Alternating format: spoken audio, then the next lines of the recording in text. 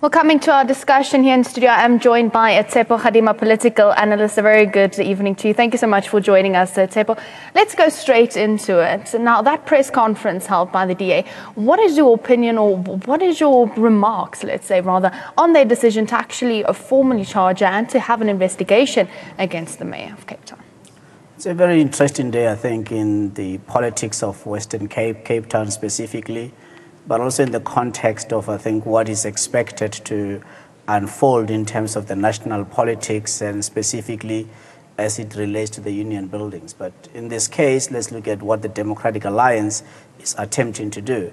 I think, first and foremost, when one listens to the, really what they have articulated to be their position, it's a tacit admission of the dilemma that they have. The dilemma that they have is that they could move swiftly to effectively say, well, Patricia de Lille, we hereby move in council to a motion of no confidence in her, in which case then everything else will come to a standstill.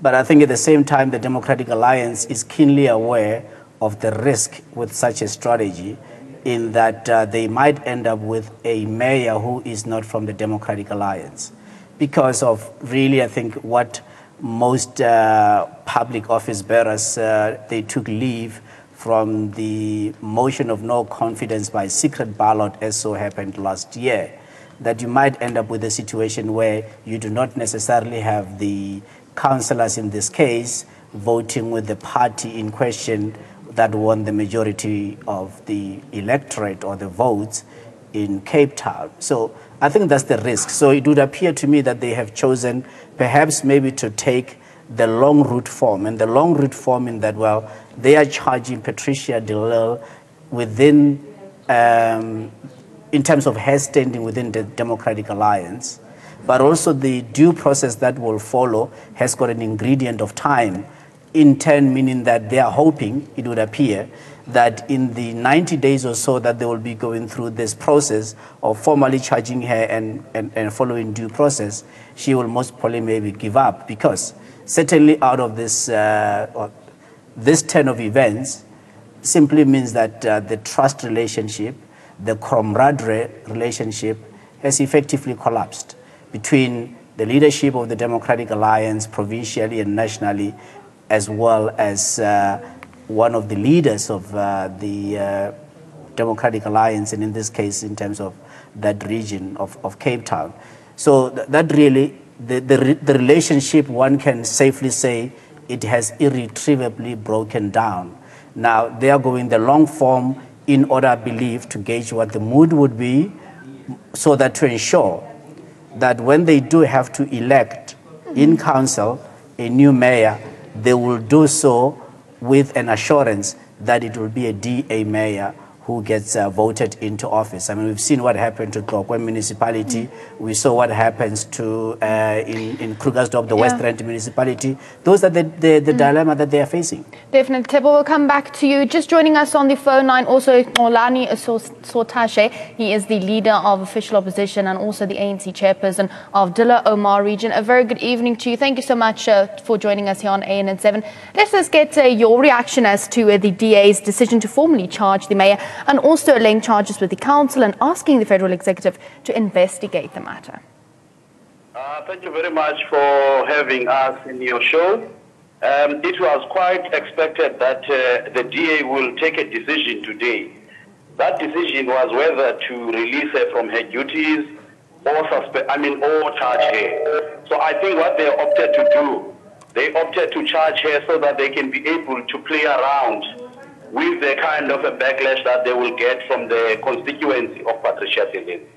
And I fully agree with your political analyst saying that the DA is managing the mood, because they have raised all kinds of things that de Lille has actually violated, including gross misconduct, interfering with the administration. Those are the serious misconduct that require some kind of suspension, and then you are able to deal with these issues and root out. But what is quite interesting in Musi's articulation of their decision, he speaks about the collective, but at the same time contradicts himself isolating de Lille from that particular collective. Because he's saying it's a decision of the DA caucus that has voted for the drought levy. But all of a sudden, that DA caucus has turned around now against the same decision that they have taken. So what you see at play here, you see a kind of sectional politics of the DA coming to the fore. And unfortunately, de Lille is going to be the victim of that kind of a fight. Musi has come out now clear where he stands in terms of his views. He defends the white minority liberals within the Democratic Alliance, siding with Ian Nelson, because there was a question that was raised about the role of Ian Nelson with all these things that are taking place in the city of Cape Town, including the issue of irregular expenditures.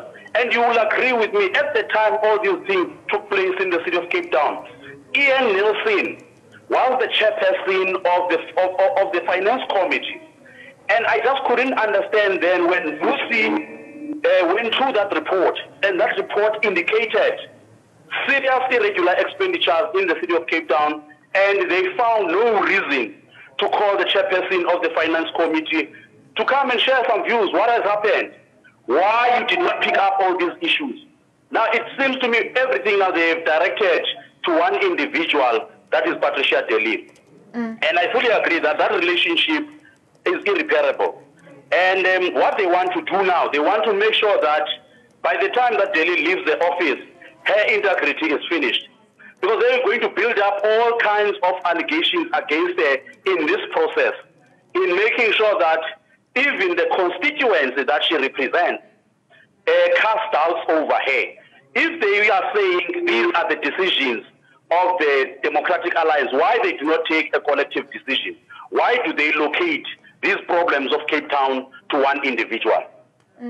Well, thank you so much for joining us on the phone line. That was Xolani Sostashe. He's the ANC chairperson of Dilla Omar region, just giving us his input and to his reaction, actually, as to the DA actually deciding to charge Patricia de Lille. Well, let's just go across to Barry Hanyani, our political analyst, also over the phone line. A very good evening to you, sir, and thank you so much for joining us. Now, do you agree with Xolani when he says that the DA mayor will be a victim of a special type of politics from the DA, and why did they not pick up these irregularities earlier in the city of Cape Town?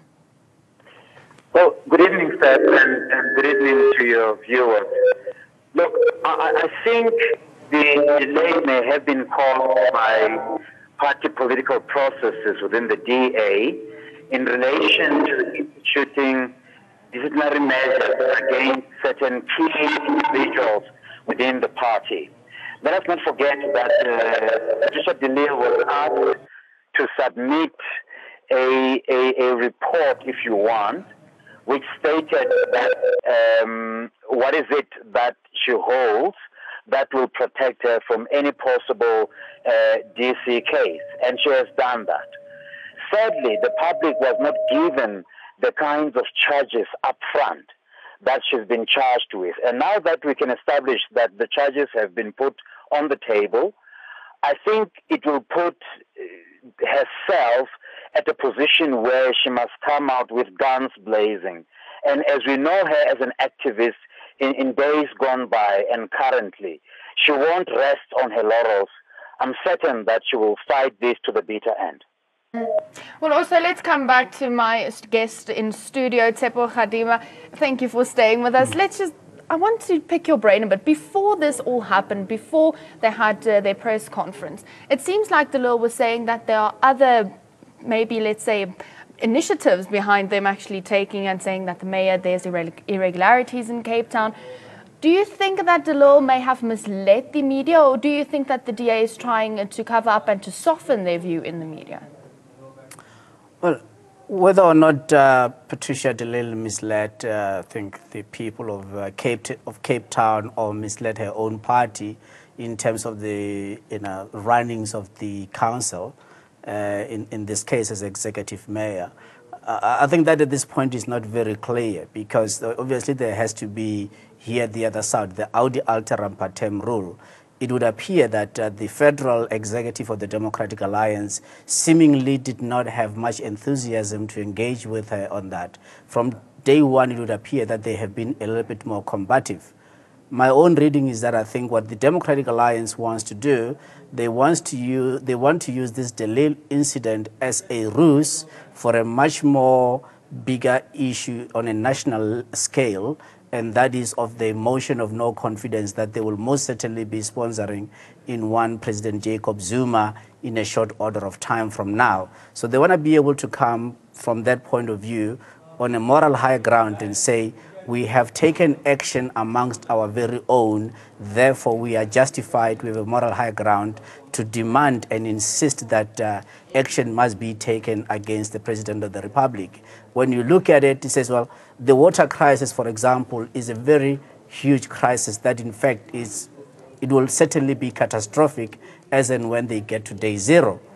Today at this press conference, Mmusi Maimane, together with these leaders, other colleagues, they have not been able to say what exactly has been done to resolve the water crisis, and that indeed they have not been able to assure not only the people of Cape Town, but they've not been able to assure the nation that with the status quo remaining, where Patricia de Lille is charged within her party, but she still remains in position, and as everybody else, that in fact they do have full control on averting this catastrophe.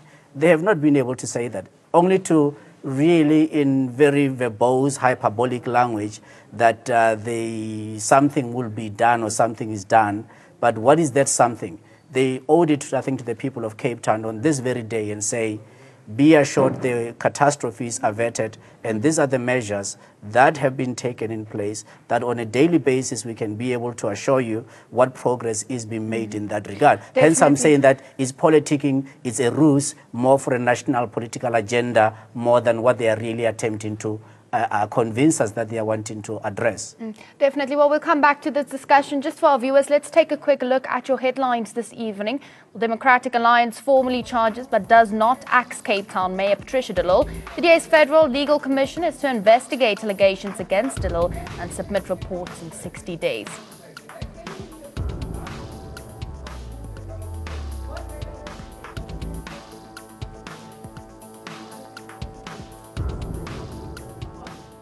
We're just coming back to our discussion based on that first headline. I want to go back to our professor on the phone line, Barry Hanyane, political analyst rather on the phone line. I do apologize for that. Let's just get your reaction. Now, we do know Tsepo Khadima is saying that it's part of a bigger ruse by the DA to show that they are taking action against one of their leaders. So then the ruling party must also take action against President Jacob Zuma. Do you feel the same? Do you think that it is just a part of a bigger ruse for the DA? I wouldn't like to dismiss the thought. Quite rightly, it could be an exercise aimed at promoting the good image that the DA would want it to be out there in the public. But at the same time, it also reveals within the party that no party is immune from factional politics. The DA itself is beginning to be confronted with this ugly political reality, and how they manage this remains to be seen. So far, one would pick up that indeed Cape Town is divided. Whether the federal council itself would have the strength, energy, and ability to unite the key role DA players in Cape Town, it's another matter that we should be looking at going forward from this case. Definitely. Now, Tsepo, let's come to you again. We do know that they said some of her responsibilities is going to be, let's say, divided between the deputy mayor and then also people of that, let me just check what that name is again. But they did say that her responsibilities are basically, it's going to be divided within the party. So let's just check, if we take a look at the city of Cape Town at the moment and the water crisis that they are in, how do you think this will affect the city of Cape Town? Do you think that this is a bad decision made by the DA to actually, in this difficult time, take away the mayor of Cape Town? The manner in which they are going about it, for me, doesn't really, it's puzzling, in that I would have imagined that they, in terms of particularly with regard to the water crisis, the other issues of my city bus service and the freeway and all of that, of course, there I think that is not something that is an emergency. But in terms of the water crisis, I would have thought that the Democratic Alliance should have at least appealed to, or asked the mayor to appeal nationally and invoke state of emergency powers whereby they will be exempted to particularly most of the supply chain requirements or regulatory requirements. Municipal Finance Management Act be one such that they can be able to deal with the issue of the water crisis in a state of emergency environment and therefore ensure that they can be able to secure water in whatever manner that is possible. One thing is unavoidable. We're going to see that the water crisis will be averted at an exceedingly high cost. The question is, to what extent they will be able to limit that cost of averting the water crisis, because they cannot microwave the solution to the water crisis. It's something that at least it would appear they should have acted 10 years ago. They failed to do so. And now, they in fact, not all of them taking responsibility. Now, Patricia de Lille has just been mayor of Cape Town not long ago. I think this is a second term in office, having taken over from or having succeeded Helen Zille. And Helen Zille is the premier of the province and has been a mayor of the city. The question is that, well, what is her role that led to the current water crisis, and why is that there is no inquiry made into her own role and to what extent she could be complicit in the problem that they are now facing as the whole people of Western Cape and Cape Town, so to speak. So for me, as I say, it's really politicking. To what extent will this politicking really add currency to the Democratic Alliance's ultimate aspirations of being in a coalition, or at least having a substantial, significant majority of votes to be able to now assert themselves in terms of national politics, and I'm talking about the union buildings. That is really the strategy that they are following. To what extent will that strategy be able to gain traction? Will it be able to get support from among other political parties who would want to then go into a coalition with the Democratic Alliance? It still remains to be seen. But the 90-day period and the 60-day period that they are mentioning there, it shows one thing and one thing only, that there isn't really a desire to decisively deal with what they have pointed out to be the clear and present danger for Cape Town posed by their incumbent being Patricia de Lille as the mayor. I want to go and get Professor Barry Hanyane's opinion on some responsibilities being taken over by MICO members. That was the word I was looking for, and the deputy mayor. What do you think this means for the city of Cape Town? Do you think it is a very fragile time for the DA to actually decide to divide her responsibilities between people? Look, I think your earlier question around the issue of water is quite critical. And of course, there are other demands that are put to the council itself in relation to service delivery. So you don't want to see too much interruption going into that. Rather have some sense of consistency and have individuals who will be able then to somewhat, to use the term carefully, control the traffic and make sure that governance in Cape Town is not compromised. One would think along those lines. But from a political position, I don't think it's somewhat of a softer coup. A coup that's designed purposely to once and for all get rid of Patricia de Lille. I think it's more of containment rather than trying to put politics first and administration second. Well, Tepo, let me come to you again. Now, the DA have always said that the city of Cape Town is one of the best and well-managed municipalities. Now they come out themselves saying that there is some evidence of maladministration, or there are some allegations of maladministration. So how does this reflect on the DA? Well, I think they'll find a way of explaining it, because that's what politicians are all about. But the issue that, well, if they're the best run, the question becomes, what standard, what measurement tool were they using to describe it to be the best run? It's a city of Cape Town, for example, in the province. They, I think until the last local government elections, had more than any other municipality service delivery protests. If you look at whether it's Imzamoye to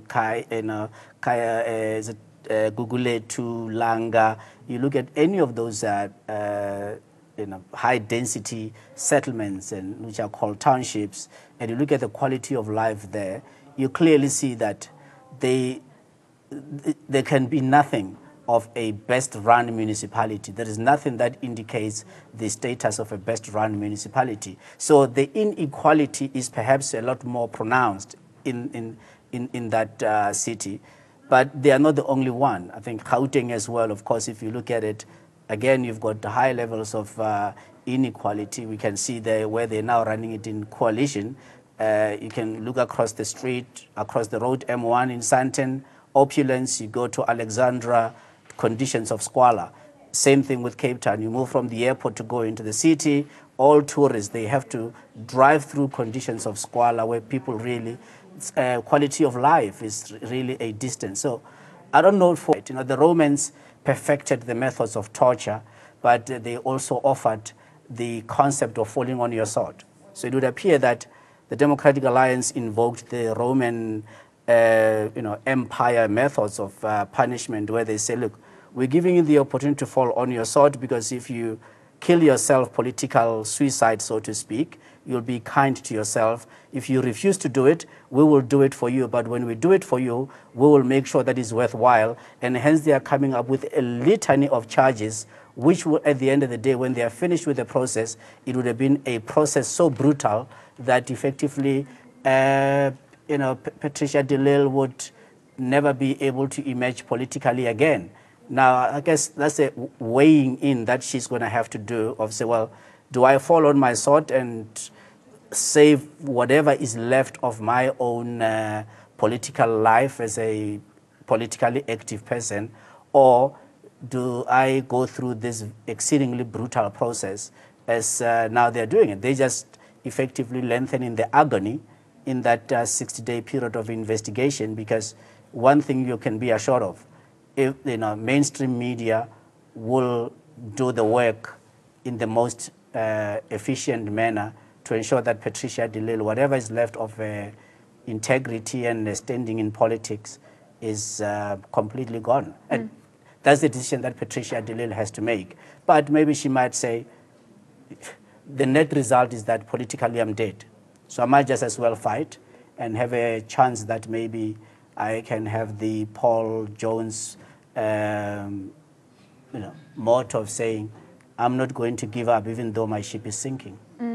Well, Professor Barry Hanyane, let's just get your inputs on this. They said in the presser that there is prima facie evidence. Now, should the mayor not have been removed in that case and then pending an investigation? What is your reaction to that? Not quite. The rule of law would then dictate that you always give a chance to the affected party to state his or her case. In this instance, Patricia de Lille was given the chance to state her case as well.